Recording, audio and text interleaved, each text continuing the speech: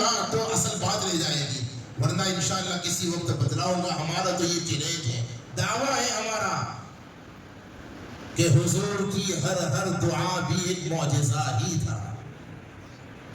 ابھی یقین مانیے اس کو کھولنے کا موقع نہیں ہے، انشاءاللہ کسی وقت موقع آیا تو میں بتلاؤں گا. سمجھے نا، خالی چاند کے ٹکڑے کرنا ہی حضور کا معجزہ نہیں ہے، ایک ایک دعا بھی حضور کا معجزہ. اب دیکھیے کسی چھوٹی سی ایک دعا ہے، ایک مرتبہ اگر زندگی میں قبول ہو گئی تو بیرا ہی پار ہے. کیا دعا ہے؟ اللہم اغفر لی ذنبی، اے اللہ گناہوں کو معاف کر دیجیے. ووسعنی فی داری، ہمارے گھروں میں وسعت دے دیجیے. وبارک لی فی رزقی، اور روزی میں برکت دے دیجیے. مطلب ہے تو نماز وضو کے بعد جو دعا پڑھی جاتی تو وضو کے درمیان کی تھی، لیکن وضو کے بعد اللہم اجعلنی من التوابین، اے اللہ توبہ کرنے والوں میں سے بنا دیجیے. واجعلنی من المتطہرین، پاک لوگوں میں بنا دیجیے.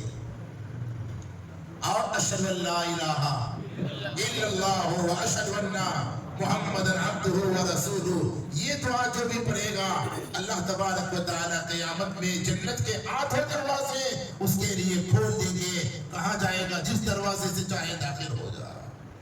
کہہ دو نا بھائی سبحان اللہ. سنت کے مطابق سنت کے مطابق، اور اگر موقع ہو یعنی کوئی مکروہ وقت نہ ہو اور بہت زیادہ بیزی نہ ہو، معاملہ ذرا ایزی ہو، تو وضو کرنے کے بعد کتنی رکعت ہے نا؟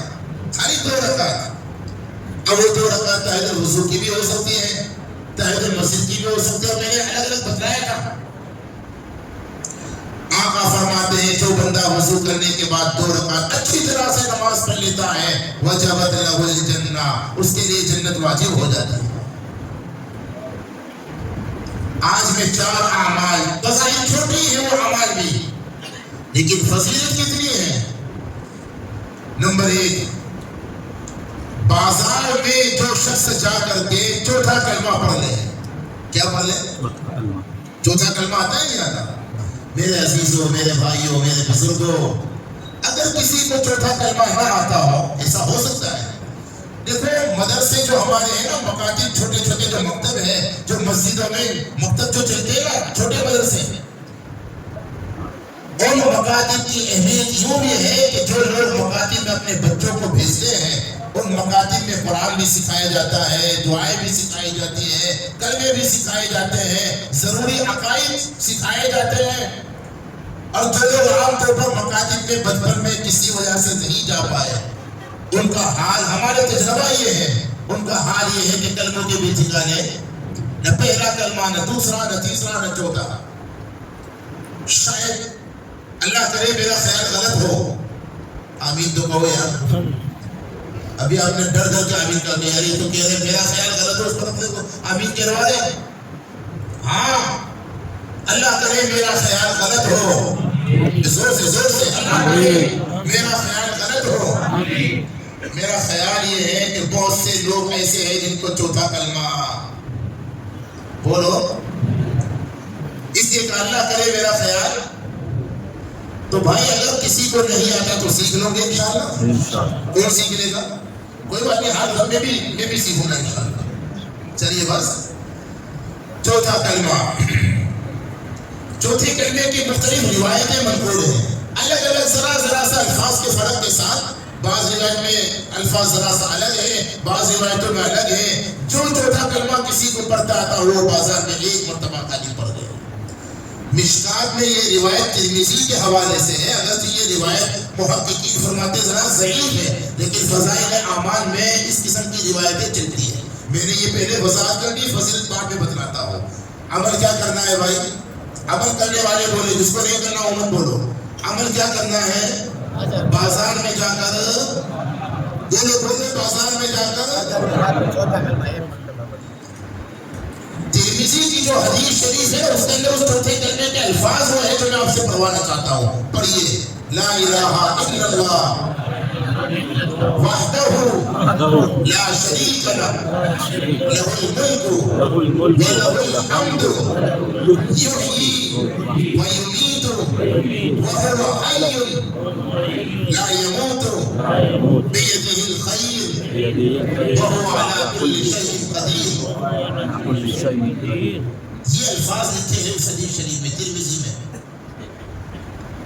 سیکھ لیجیے، کوئی مشکل نہیں ہے، سستا سودا ہے، جو فضیلت ہے نا اس کے مقابلے میں سستا سودا، 1 گھنٹہ نہیں لگے گا اگر آپ سیکھنا چاہو گے تو، چیلنج ہے ہمارا، بھائی سیکھو گے انشاءاللہ، بہت اچھا موقع ہے آپ کے پاس یہ خانقاہی نظام، سیکھو بھائی، خدا کی قسم ہمارے آقا کا یہ فرمان، ترمذی کی روایت، جو بندہ بازار میں 1 مرتبہ چوتھا کلمہ پڑھ لے گا، اللہ تبارک و تعالی اس چوتھا کلمے پڑھنے والے کو 10 لاکھ نیکی عطا فرمائیں گے، 10 لاکھ صغیرہ گناہوں کو معاف فرمائیں گے، اور اس کے لیے جنت میں ایک محل بنا دیں گے۔ کیوں؟ بازار غفلت کی جگہ ہے، اللہ کی یاد سے لوگ عام طور پر بازار میں غافل ہوتے ہیں، اللہ کے ذکر سے بازار میں عام طور پر لوگ غافل ہوتے ہیں، ایسی صورت میں، ایسی جگہوں میں، اچھا بازار کا ماحول قابل لاہور، کیا کہا؟ بازار کا ماحول قابل لاہور، لاہور والا کچھ پڑھتے ہی رہو بھائی،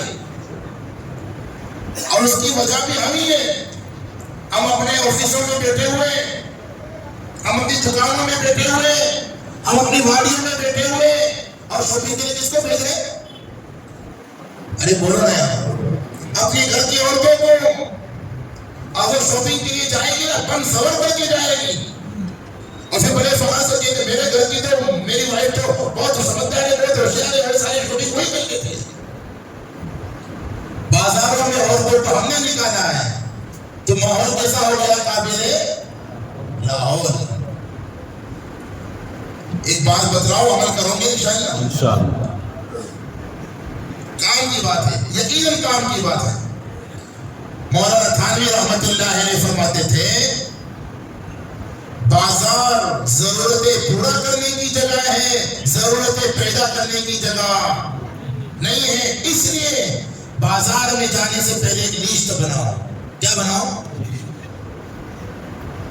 یعنی اگر کچھ زیادہ سامان خریدو ایک لسٹ بنا لو، گوشت بھی لینا ہے، ٹماٹر بھی لینے ہیں، آلو بھی لینی ہے، وغیرہ وغیرہ جو بھی لینا ہو، ایسا نہیں الگ تک بازار میں نکل گئے، اس سے نقصان ہوگا۔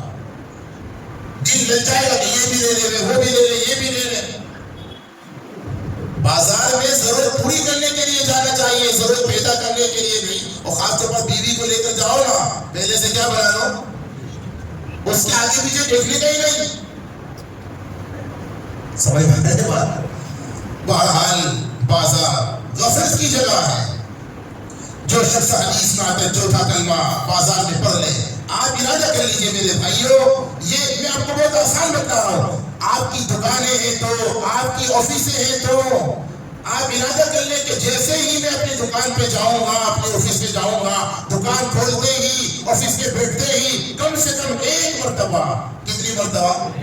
کم سے کم 1 مرتبہ کیا پڑھنا ہے؟ لا الہ الا اللہ وحدہ لا شریک لہ لہ الملک وَلَهُ الْحَمْدُ يُحْيِي وَيُمِيتُ وَهُوَ حَيٌّ لَا يَمُوتُ بِيَدِهِ الْخَيْرُ وَهُوَ عَلَىٰ كُلِّ شَيْءٍ قَدِيرٌ۔ 1 مرتبہ جو یہ کلمہ پڑھے گا 10 لاکھ نیکی اللہ عطا فرمائیں گے، 10 لاکھ چھوٹے گناہوں کو معاف فرمائیں گے، اور جنت میں اس کے درجات بلند فرما کر اس کا محل پکا کر دیں گے۔ آسان عمل ہے، مشکل عمل ہے، نہ حرج نہ خراج۔ کیا کہا؟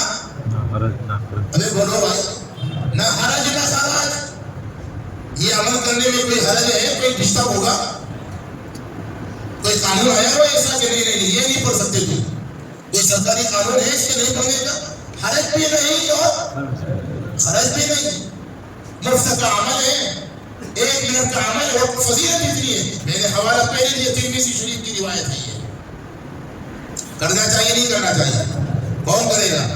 ہم سب کریں۔ 1 مرتبہ اگر پڑھنے سے یہ فضیلت ہے تو جو بار بار ذکر کرتا رہے، اور خدا کی قسم میرے بھائیوں اگر گراہک آتا ہے یا آپ کے آفس میں کوئی بندہ آیا کچھ کام لے کر، اس وقت ذکر مت کیجیے، لیکن اگر کوئی نہیں آتا، آفس میں بیٹھے بیٹھے اور دکان پر بیٹھے بیٹھے چوتھا کلمہ پڑھتے رہیے، اللہ کا نام لیتے رہیے، اور خدا کی قسم میرا تو ایمان ہے اسی کی برکت سے جو کچھ تم کماتے ہو نا، 100 کماتے تھے تو 1000 کماتے نہیں ہو جائیں گے، اس کی کوئی ضرورت نہیں ہے، لیکن جتنا کماتے ہو اس میں اللہ برکت عطا کر دیں گے۔ پھر اللہ تعالیٰ لوگوں کے ہزاروں میں جو کام نہیں کرتے، لوگوں کے جو کام ہزاروں میں نہیں ہوتے، وہ کام تمہارے سینکڑوں میں اور 100 میں ہو سکتے ہیں۔ برکت پہلا عمل تو یہ ہے۔ نمبر 2، دوسرا عمل، ہمارے آقا اور مولا تاجدار مدینہ سرکار دو عالم صلی اللہ علیہ وسلم فرماتے ہیں، من تمسک بسنتی عند فساد امتی فلہ اجر 100 شہید او کما قال علیہ الصلوۃ والسلام۔ مشکات میں یہ روایت ہے، یہ حدیث ہے۔ اس کا مطلب یہ ہے، آقا فرماتے ہیں میرا جو امتی فساد کے وقت، فتنے کے زمانے میں اور گناہوں کے زمانے میں، جس زمانے میں لوگ میری سنتوں کو چھوڑ رہے ہوں، اس زمانے میں ایک سنت کو بھی اپنے قول و عمل سے زندہ کرے گا۔ کتنی سنت کو؟ ایک سنت کو جو لوگوں میں مٹ چکی ہے، جو لوگوں میں ختم ہو چکی ہے، ایسی سنتوں میں سے خالی ایک سنت کو زندہ کر دے گا۔ یا تو عمل کر کے، یا لوگوں کو بدلا کر کے، لوگوں کو عمل پر ابھار کر کے۔ فساد کے وقت، فتنے کے وقت، بے عملی کے وقت، بدعملی کے وقت جو بندہ، کتنی سنت؟ مٹی ہوئی ایک سنت، چھوٹی ہوئی، مٹی ہوئی یا چھوٹی ہوئی ایک سنت۔ خدا کی قسم آقا فرماتے ہیں اللہ تبارک و تعالیٰ اس ایک سنت زندہ کرنے والوں کو، ایک سنت زندہ کرنے والے کو 100 شہیدوں کے برابر ثواب عطا کریں گے۔ کتنا؟ یہ حدیث ہے، میں اپنی طرف سے کچھ نہیں، اللہ میری حفاظت کرے۔ ہماری کیا مجال ہے جو اپنی بات بیان کرے؟ ضرورت کیا ہے؟ آقا کے فرامین موجود ہیں۔ ایک چھوٹی ہوئی سنت کو جو زندہ کرے، ایک مٹی ہوئی سنت کو جو زندہ کرے گا، اس کو کتنے شہیدوں کا ثواب ہے؟ بولو، 100 شہیدوں کا ثواب۔ اور شہید کے بارے میں ہے نا، خون کا قطرہ زمین پر گرنے سے پہلے اللہ شہید کو معاف کر دیتے ہیں۔ ایک شہید کی یہ فضیلت ہے، 100 شہیدوں کی کیا فضیلت ہوگی؟ یہ ثواب کس کو ملے گا؟ جو بندہ ایک چھوٹی ہوئی سنت کو زندہ کر دے۔ آج ہمارے سماج میں بہت ساری سنتیں چھوٹی ہوئی ہیں، لوگوں کا عام طور پر اس کی طرف دھیان نہیں ہے۔ میں ایک سنت خالی بتلاؤں، ایسے نہیں بتلاؤں، کون عمل کرے گا؟ ہے آسان؟ اور خدا کی قسم پیاروں، میرے عزیزوں، میرے بزرگوں، حضور کی کوئی سنت مشکل نہیں ہے۔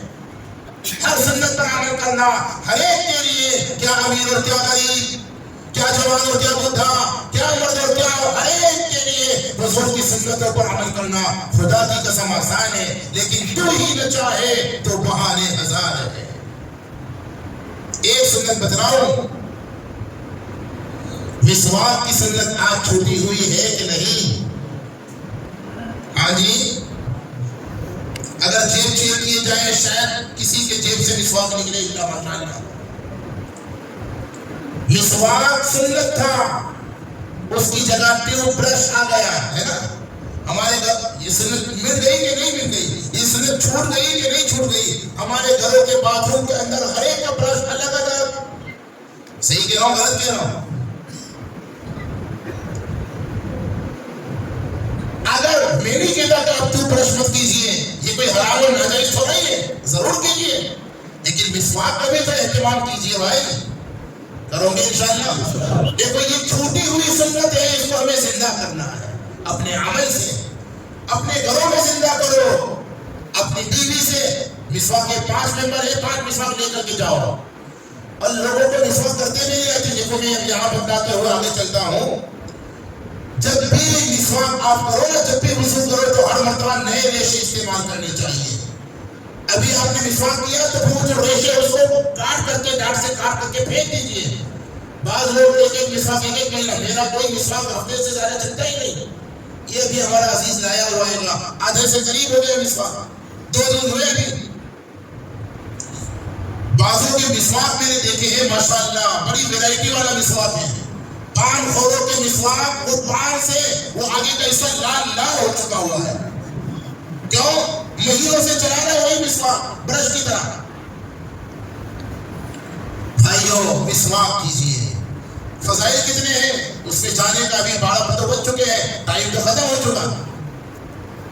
سنایا ہوں ایک حدیث سناتا ہوں، بڑی مشہور ہے. ہمارے آقا فرماتے ہیں نا مسواک کا اہتمام کرو، اس سے 2 فائدے ہوں گے، منہ کی صفائی بھی حاصل ہوگی اور رب کی رضا اور خوشنودی بھی حاصل ہوگی. اور حدیث میں آپ نے سنا ہے 4 اعمال ایسے ہیں جو تمام نبیوں اور رسولوں کی سنت ہے. خوشبو لگانا اور شرم و حیا، نمبر 3 نکاح کرنا، نمبر 4 مسواک کرنا. مسند احمد کی روایت میں یہ بات موجود ہے، جو نماز مسواک کے ساتھ پڑھی جاتی ہے وہ نماز بغیر مسواک کی جو پڑھی جاتی ہے اس سے 70 گنا زیادہ افضل ہے. سستا سو جائے مشکل ہے، آسان عمل ہے یا مشکل ہے بھائی؟ ابھی مٹی ہوئی چھوٹی ہوئی سنت جو مسواک، اور بھی بہت ساری سنتیں، میں نے خالی ایک مثال دی ہے. اس کو اگر ہم زندہ کریں گے اللہ تبارک و تعالیٰ 100 شہیدوں کا. دیکھو یہ مسواک کی سنت چھوٹی ہوئی ہے کہ نہیں؟ ہر ایک کے گھر میں مسواک کی جگہ برش ہے، میری جگہ برش پھینک دو، لیکن ساتھ میں مسواک بھی استعمال کیجیے. بھائی کرو گے انشاءاللہ؟ چلیے دوسرا عمل ہو گیا. تیسرا عمل جلدی سے انشاءاللہ کوشش کرتا ہوں 10 منٹ میں. مجھے آپ کا خیال ہوتا ہے کہ کہیں آپ میں بوڑھیت کا احساس نہ ہو، بورنگ نہ ہو جائے، پیارے چھوڑتے ہی نہیں ہے. دوبارہ انشاءاللہ 10 منٹ بعد سمیٹ لیتا ہوں. تیسرا عمل، پہلا عمل کیا بن رہا ہے بھائی آج؟ ہاں جی بازار میں پڑھو گے انشاءاللہ. چوتھا کم سے کم ایک مرتبہ تو پڑھ لیجیے، پھر اللہ جتنی توفیق دے دے. دوسرا عمل مطلقاً مٹی ہوئی سنت کو ڈھونڈیے. کون سی سنت ہمارے سماج میں آج مٹ چکی ہے؟ کون سی سنت ایسی ہے جس پر آج ہمارے لوگ عمل نہیں کر رہے ہیں؟ ایسی جو بھی سنت ہے اس کو زندہ کیجیے اپنے عمل سے، اپنی باتوں سے، لوگوں کو ترغیب دے کر. میں نے ایک مثال مسواک کی تھی، اور بھی مثالیں میں نے کہا ہو سکتی. تیسرا عمل، جب کوئی بندہ قرآن کریم میں آیت سجدہ کی تلاوت کرتا ہے یا آیت سجدہ کو سنتا ہے، مشکات کی روایت کا خلاصہ، اور سجدہ کرتا ہے، کیا کرتا ہے؟ قرآن کریم کے اندر کتنے مقامات ہیں جہاں پر سجدہ ہے؟ شاباش، 14. کتنے؟ 14 مقامات ایسے ہیں، 14 آیتیں ایسی ہیں، اس کو اگر آپ پڑھیں تو بھی سجدہ واجب ہو جاتا ہے، اور اگر آپ سنیں تو بھی سجدہ. مسائل ہیں بہت سارے، میں وہ مسائل میں نہیں جاتا ابھی. دیکھو اگر کسی کے ذہن میں کوئی بھی مسئلہ ہو، کوئی بھی سوال ہو، تو میں کوئی علامہ الدہر تو نہیں ہوں کہ ہر سوال کا جواب آپ کانفیڈنٹ میں ہیں، لیکن اللہ کا احسان ہے، اللہ پاک نے اپنے کرم سے جو علم دیا ہے، امید ہے انشاءاللہ آپ کے سوال کا حل ہمارے پاس مل جائے. لہٰذا آپ کسی کو بھی اگر کوئی سوال ہے تو مجھ سے ضرور رابطہ کر سکتے ہیں، اور میرے علاوہ بھی جو مقامی علماء ضرور رابطہ کیجیے. بہرحال عرض یہ کر رہا تھا، حدیث پاک میں آتا ہے کہ جو بندہ سجدے کی آیت پڑھ کر کے یا سن کر کے سجدہ کرتا ہے، کیا کرتا ہے؟ بتاؤ آسان عمل ہے کہ مشکل ہے؟ سجدہ کرنا کون سا مشکل؟ بندہ کاشی پڑے گا تو وضو تو ہوگا ہی ہوگا. جب بھی کوئی بندہ آیت سجدہ پڑھ کر یا سن کر سجدہ کرتا ہے تو شیطان اس کو دیکھ کر روتا ہے.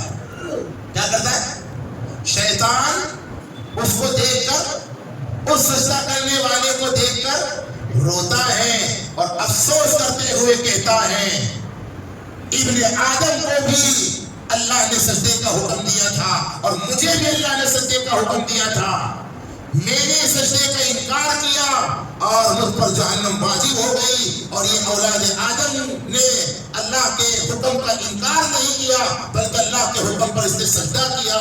اس ایک سجدے کی وجہ سے اللہ تبارک و تعالیٰ اس پر جنت کو واجب کر دیتے ہیں. سجدہ تلاوت کی فضیلت. جب بندہ سجدہ تلاوت کا اہتمام کرتا ہے تو حدیث میں آتا ہے سجدہ تلاوت کی وجہ سے اس پر جنت واجب ہو جاتی ہے. کتنا آسان عمل ہے کہ نہیں؟ دیکھو یہ چھوٹے چھوٹے عمل اتنے بڑے بڑے اجر کے تصور نہیں کر سکتے. اگر یہ باتیں حدیثوں میں نہ ہو، آپ مانو نہ مانو، میں تو مانتا ہی نہیں، لیکن چونکہ حدیث میں آقا نے فرمایا، اور صاحبو ہمارا یہ ایمان ہے. ہماری آنکھ غلط دیکھ سکتی ہے لیکن پیارے آقا کی زبان مبارک سے نکلا ہوا کوئی جملہ غلط نہیں ہو سکتا. تیسرا عمل سجدہ تلاوت سے جنت واجب ہو جاتی. چوتھا عمل معجم الاوسط میں، طبرانی وغیرہ میں یہ روایت حوالہ پہلے یہ روایت موجود ہے جس کا خلاصہ یہ ہے کہ جب کوئی بندہ یا تو تلبیہ پڑھتا ہے یا تکبیر تشریق پڑھتا ہے. کیا پڑھتا ہے؟ تلبیہ سمجھتے ہو؟ آئیے مجھے لگتا ہے کہ جس نے ہاں کہا یہ عوام میں سے وہ تلبیہ مت سمجھے بھائی.